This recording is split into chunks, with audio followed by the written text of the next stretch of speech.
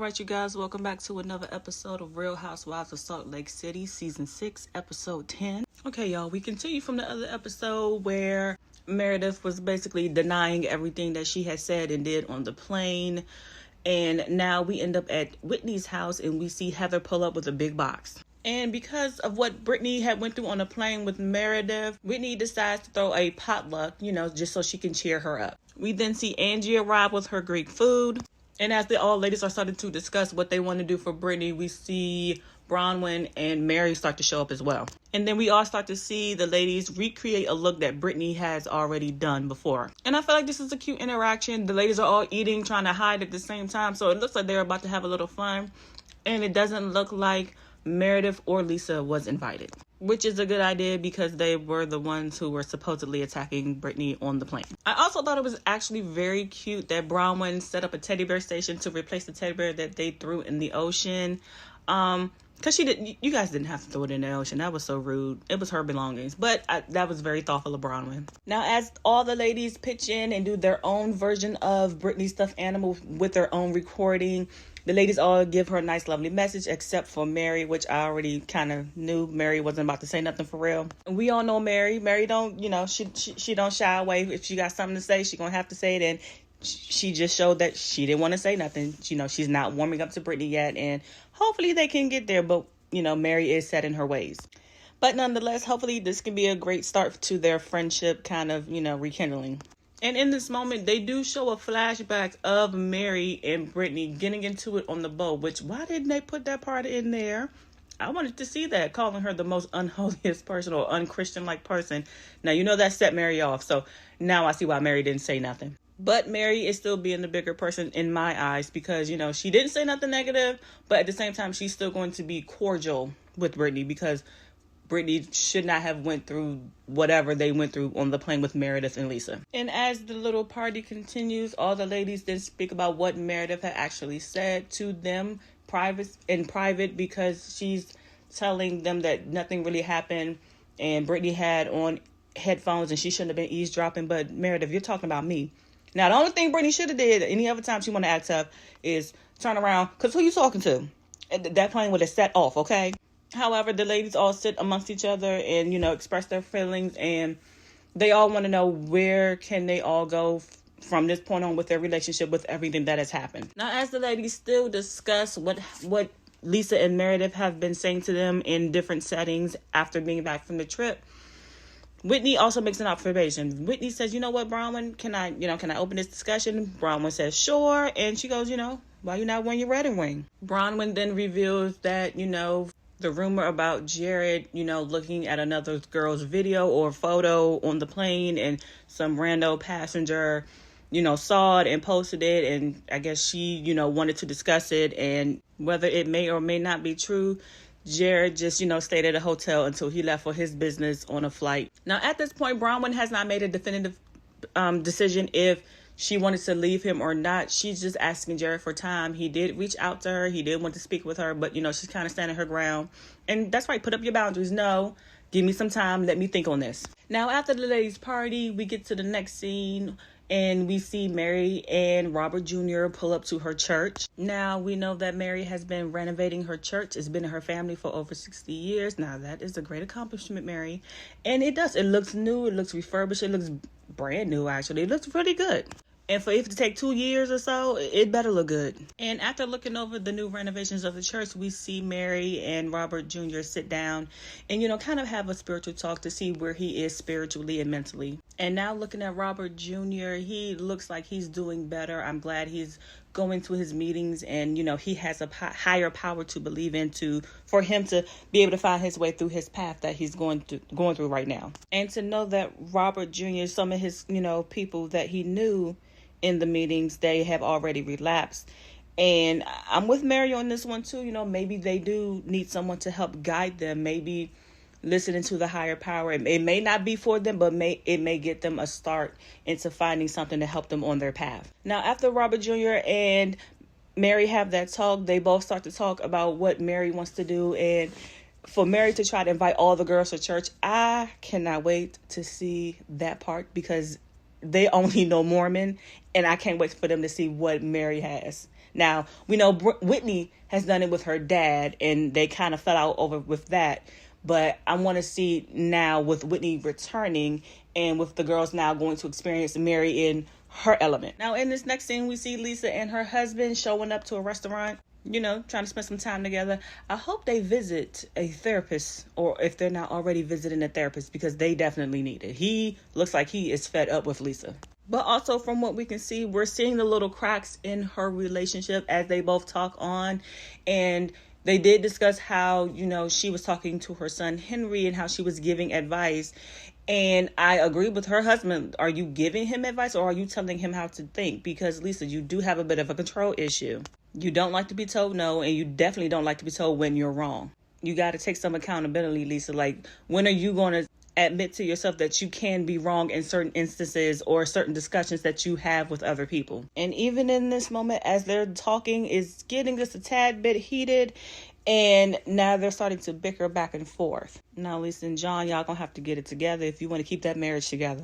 And I feel like watching them, neither one of them are hearing each other. They're not trying to see each other. Maybe John is trying just a little bit, but he gets frustrated when Lisa kind of chimes in and doesn't let him finish his full thought. So he gets frustrated and just stops listening as well. And Lisa is just trying to talk over to make her point. And it's not about making your point, Lisa. Just listen to what he has to say. Maybe you'll receive it differently. But I think she's also receiving it, kind of in a negative way. Like, no, maybe he's just, that's just him expressing how he feels and what he means, not in a bad way to make you feel bad. And even in this instance, I can understand Lisa not feeling validated, not feeling love, wanting a bit more affection from John. And he actually agrees. But you got to listen to each other so you know when to make those kinds of moves. So after watching John and Lisa, we get to Brittany pulling up on Jared at a park. And after they share or exchange a nice loving hug, they start to discuss what happened on the plane with Brittany. But during that conversation, Jared reveals that Justin told him how Brittany was flirting with all the men on the ship. Well, not all of them, but, most of the men on the ship. And she's confused because, aren't they on a break? And I'm actually agreeing with Brittany. Girl, we on a break. What you want me to do? Just sit by my lonesome and not have fun because we're on a break? You get to have your fun on breaks. Why can't I? And also during this discussion, Jared also reveals that when things get hard or when things get tough, that Brittany's the one that runs and not Jared. So I need to know which side is true, because from Brittany, he's not committing at all. He doesn't want to commit. Then from Jared, he wants to commit, but as soon as he tries to, do more, when things get just a tad bit tough, Brittany's off running. But as the conversation gets just a tad bit heated, Brittany walks off because she just can't deal with it anymore. And it does seem kind of childish. And I actually, Brittany's right. What are we doing? What do you want to do? Answer the question. And he doesn't seem to want to answer the question. He wants to antagonize just a little bit more with more questions. Like, no, answer the question. What do you want to do? And of course, as she walks off, this is what we're going to do. Well, what? What do you want to do? She turns around. She's all emotional now. And just like her, I'm confused by the conversation. I'm sick of watching y'all go through this back and forth. What are you two grown adults who are playing relationship? What are y'all going to do? And we see still as he walks up and tries to comfort her, he still doesn't give her a straight answer. Brittany, this is why we keep telling you to let it go. He's never going to give you a straight up answer. It does make me mad because you're literally not spending time with your children just so you can play games with this man. So in this next scene, we are at Bronwyn's house, and we are seeing Bronwyn coming in the house and, calling out for Todd to see if he's home. And he's just sitting on the couch, watching TV. He could have said, yeah, I'm home, but okay, whatever, fine, Todd. But Bronwyn sits down because she wants to talk about the incident, what was shown, what he was doing, because she doesn't just want to gloss over as if he had did nothing wrong. And during this discussion, we also get to see Bronwyn talk about her insecurities because of Todd's past indiscretions and how this new incident has made her feel. It kind of reeled her back to the past. Now, even in this discussion, as Bronwyn is, explaining herself and how she feels, we, of course, Todd, his face is stone faced, he's straight faced, he's, straightforward with it. And I think Todd is more mad that Bronwyn didn't talk through it with him to kind of forgive him for already doing it so he could just go on about his way and feel better. You know, she kind of stuck with it. She was stern with it. She kind of like, you know, she put you out. She was upset. Because how many indiscretions are you going to have in a marriage when this woman is saying, I'm willing to do anything to keep you happy? You know, it's been 11 years. What can we do to keep making this work? And with that conversation, they do come to an understanding.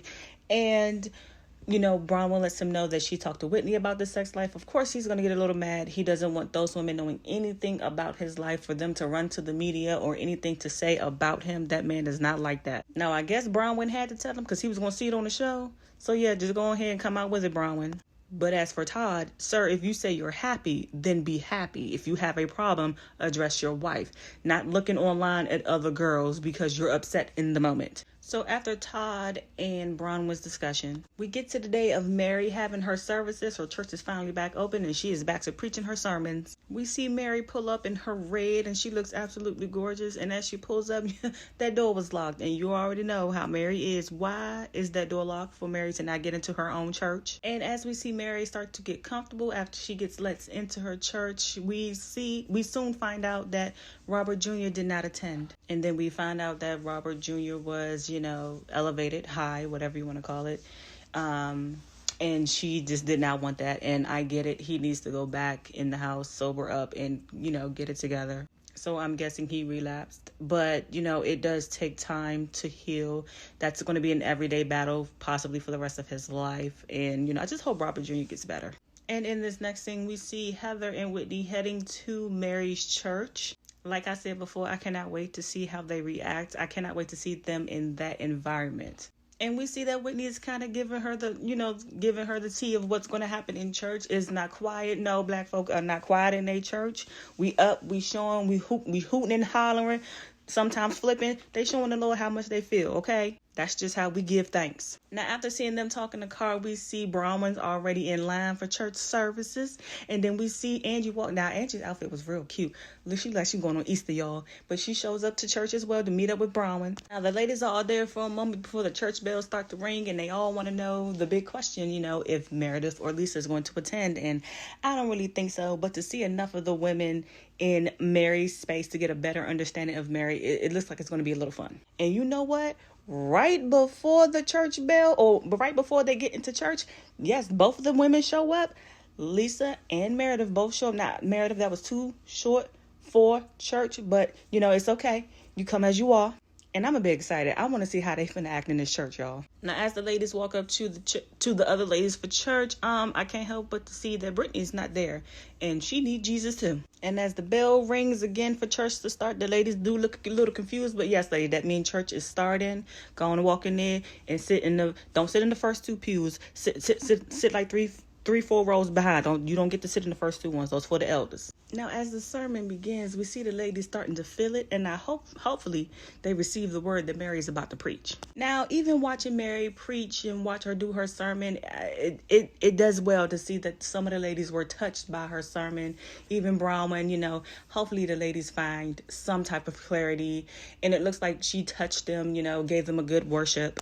Even watching Lisa tear up, I'm actually, you know, was able to see some tears from her, so hopefully Mary had reached her as well. So with this episode, I am glad Mary has reached to the ladies, and hopefully they can move forward from the incident that happened on the plane, even though Brittany was not in attendance at the church. I'm pretty sure Mary just did not invite her. But that was the end of the episode. Let me know what you think. Like, comment, share, and subscribe. I'll see you in the next video. Bye.